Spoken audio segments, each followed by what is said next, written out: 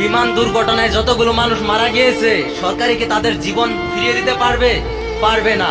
তাহলে সরকারে কেন আমাদের সুবিধা করে না? আমরা একটা প্লেনের টিকিট কাটি 8,000, 9,000, 12,000 টাকা দিয়ে, তাহলে আমাদের যাওয়ার সময় প্লেনে আমাদের জন্য কি সুবিধা করেছে সরকারে? কিছুই করেনি।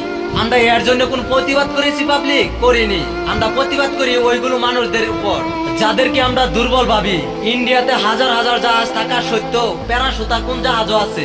কোনো জাহাজও নেই। সরকারের মাথার কি এমন বুদ্ধিটা নাই যে জাহাজের ইঞ্জিনটা এক্সট্রা বা জাহাজের মানুষ যেখানে বসবে সেই পাবলিকদেরকে জায়গাটা এক্সট্রা?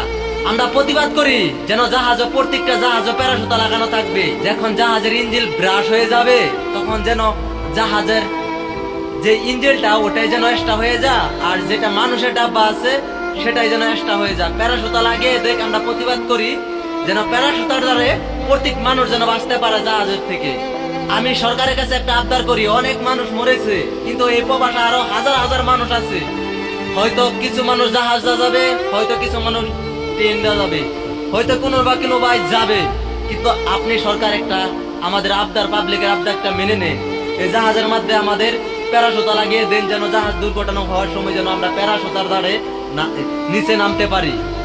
আর ট্রেনও তো বহুত অ্যাক্সিডেন্ট হইতেছে।